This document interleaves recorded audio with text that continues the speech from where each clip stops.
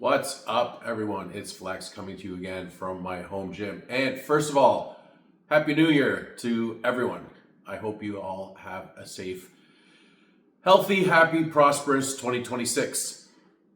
Now, what I want to talk about today is things that are going on in Canada that are stopping us from achieving all those goals. We're living a bunch of big lies in Canada. Big lies. And I think that's why people feel so frustrated in this country. It's one of my biggest frustrations is all the lies that we're told by our government and by the media. And I just think it's fundamentally holding us back as a society. What's the first one? The whole weather cult thing. It's enough already with this. It's been doom and gloom and lies for 50 years now. Nothing's changed. Everything's the same. It's all a grift. It's just another way to scare people and to tax them, to hold back our country and to steal our wealth and to stifle us economically. Think about it. The elites that are pushing this on everybody, they don't believe it. They are the ones traveling all over the world in private planes and buying up oceanfront property while scaring the bejesus out of everybody that the oceans are going to rise and flood. They just built, I think it was in Amsterdam, these giant benches with like 10-foot legs to show where the water level supposedly is going to be by 2100 or something absolutely ridiculous. And if people believe this, if people truly believe this, then oceanfront property would be worthless. And we all know it's not. And all the proponents of this in the States, all the big names on the climate grift, John Kerry, Bill Gates, Barack Obama, they all own oceanfront property in one state or another. So it's a big grift. It's a big grift and it's holding us back. And it's frustrating. It's very frustrating to see our government. They're hogtied. They're hogtied because it's become such a cult that you can't deny it. You know, it's such a pejorative term to call somebody a climate denier. So nobody in an elected position will ever admit their true feelings on it. And I firmly believe that most of them don't, but they know that they can't come out against it. And, you know, as a society, we need to confront these lies head on. We need to confront these lies head on so that we can move forward because they're holding us back, these lies.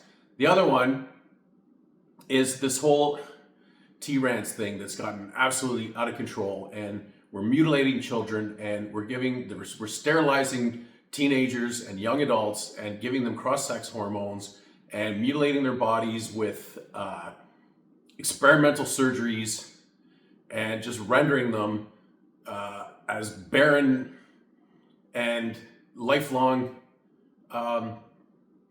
patients. Over what? Over a huge lie. Jordan Peterson said it best.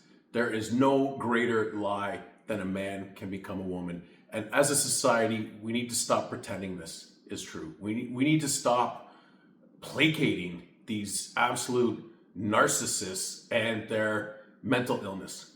That's all I'm going to say on that because that's about as blunt as I can be.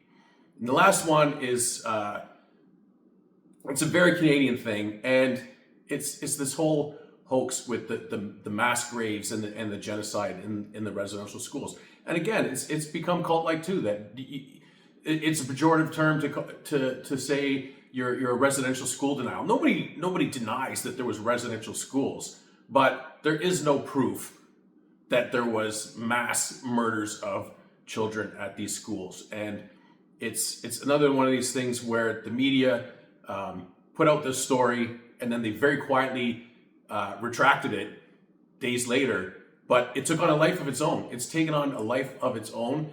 And again, it's setting this country back because it's just divisive and it's creating hate on both sides. And, you know, again, it comes down to money, right? It comes down to money. How much money can we give to one sector of society to placate them? And it's never going to be enough.